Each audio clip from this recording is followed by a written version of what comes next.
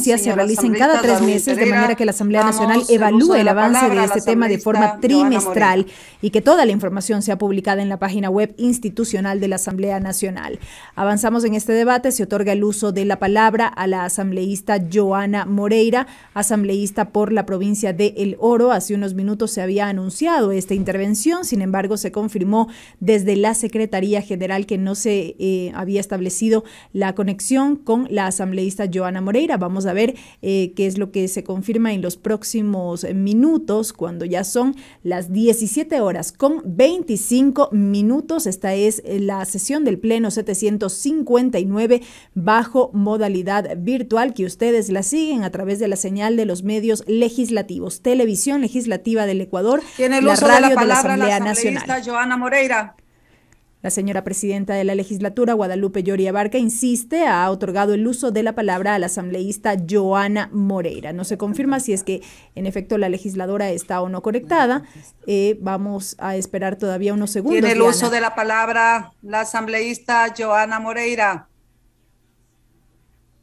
Por tercera ocasión se anuncia que se otorga el uso de la palabra a la asambleísta Joana Moreira, legisladora por El Oro. En lo que va de este debate hasta el momento han intervenido los legisladores Washington Varela y Darwin Pereira.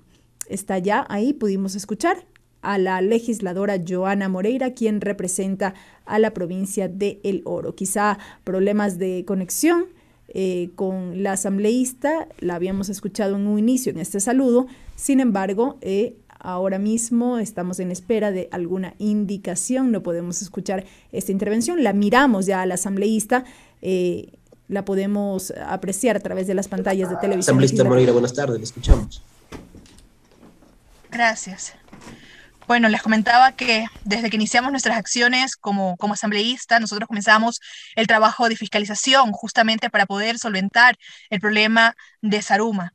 Y desde que inició el socavón en el barrio Gonzalo Pizarro, intensificamos nuestras acciones y coordinamos con el señor presidente de la Comisión de Biodiversidad de la Asamblea Nacional para que se convoquen las autoridades del Ejecutivo, para que nos brinden las respuestas necesarias sobre los hechos ocurridos y la implementación de sus planes de contingencia. En la comparecencia de autoridades, el 14 de julio del 2021, en la sesión número 5 de la Comisión de Biodiversidad, indicaron que estaban trabajando y que harían estudios, pero para poder solventar este nuevo socavón, consulté sobre los avances del SECMI, que es la Comisión Especial para el Control de la Minería Ilegal, creada mediante un decreto ejecutivo, el número 754, el 6 de mayo, ya en el año 2012, a lo que sorprendentemente respondieron que no se les había convocado a este órgano colegiado. ¿Cómo es posible que el actual gobierno del presidente Lasso no realizaba ninguna actuación real para poder solucionar el problema de Zaruma? Al parecer ni siquiera estaba enterado de esta problemática, la cual solamente bastaba que pueda googlear, pero al parecer este gobierno, la única red social al que tiene acceso es al TikTok. Además, les pregunté sobre el Comité para la Remediación, Recuperación y Fomento Productivo de los cantones de Zaruma y Portobelo, que se creó en el 2017 por el expresidente Moreno, donde supuestamente se habían entregado 34 millones de dólares a finales del año 2019. Pero al momento de solicitar información referente para poder conocer en qué se invirtió este dinero, a qué instituciones se les asignó recursos económicos, sus respuestas fueron incompletas. No sabían cuánto se había entregado a cada institución. Y lo peor de todo, la ejecución, las acciones, se paralizaron en pandemia en el año 2020 y en 2021 apenas y había recursos para poder pagar sueldos a las personas que iban a territorio. Todo esto les cuento contrastando esta información con el informe de la Veeduría Ciudadana Un Zaruma para Todos, que me fue entregada por la ciudadanía zarumeña, con quienes estuve en territorio buscando soluciones en las mesas de trabajo, con el COE local y el COE provincial.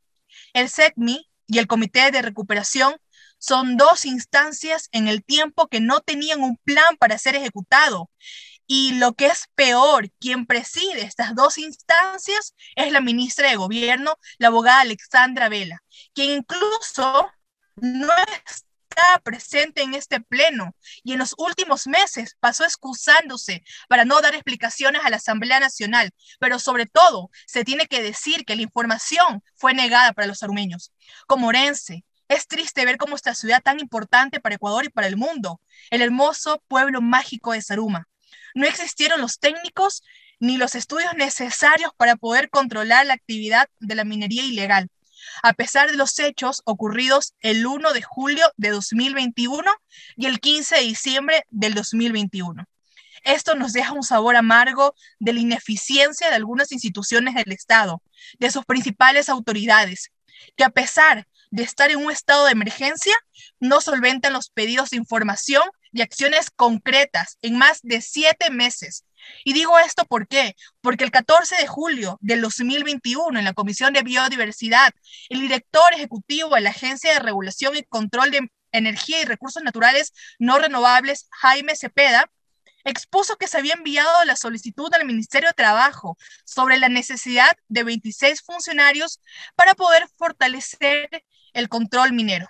Sorprendentemente, ayer, 24 de enero del 2022, en la sesión 51 de Biodiversidad, Jaime Cepeda dijo que ya no se necesitan 26 funcionarios, sino 92 personas para el control minero, que incluso envió un informe al Ministerio de Finanzas, enviado el 27 de diciembre del 2021, sin tener respuesta hasta el momento.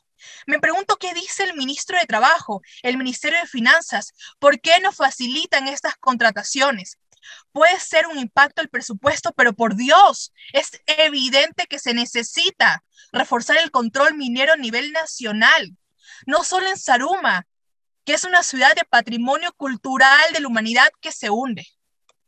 Se ha solicitado desde la Comisión de Biodiversidad los nombres a quienes se entregaron las concesiones en las zonas urbanas, sin tener respuesta alguna. Esto lo preguntó el colega Juan Lloret en julio de 2021. ¿Qué pasa detrás de esto? ¿Por qué no se quiere dar esta información? El viernes anterior compareció el alcalde de Zaruma, Yancy López. En sí habló de las denuncias realizadas por minería ilegal desde el año 2014, pero ¿qué hizo durante todo este tiempo? ¿Qué hizo la Fiscalía? ¿Dónde está el resultado de estas investigaciones? Que nos digan cuántos funcionarios fueron separados de esas instituciones del Estado y por lo menos investigados por sus potenciales conductas fuera de la ley. Se dice que se hace, pero no hay resultados. En enero del 2022, la Agencia de Regulación y Control de Energía y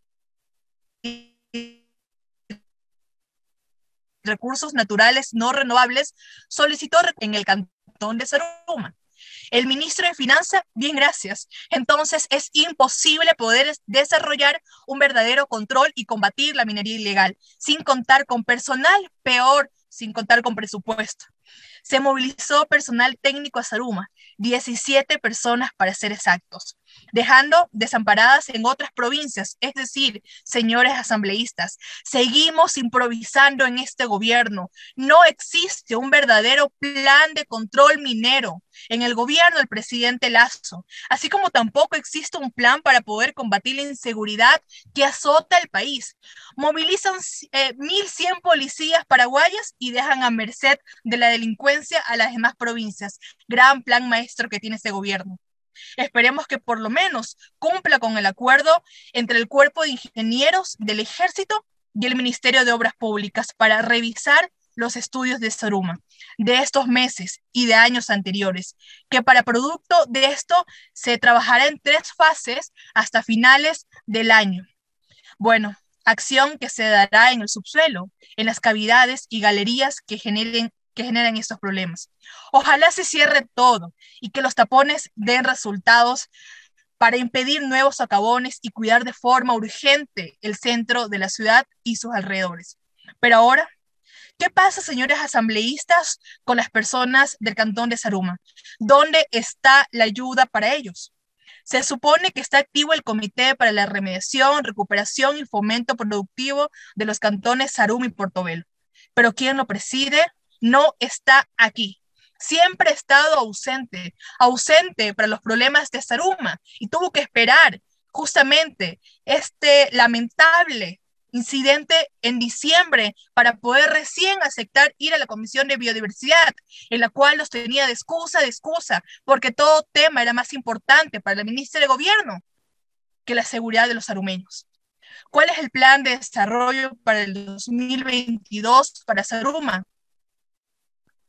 ¿Cuál es la alternativa para que las personas puedan tener otros ingresos en este cantón? Pues vivían del turismo, pero si no damos respuestas claras y holísticas, tenga que salir de este cantón a buscar trabajo en otro lado, en otras provincias, o incluso fuera del país. Entraremos en una severa crisis de desplazamiento interno e incluso de inmigración.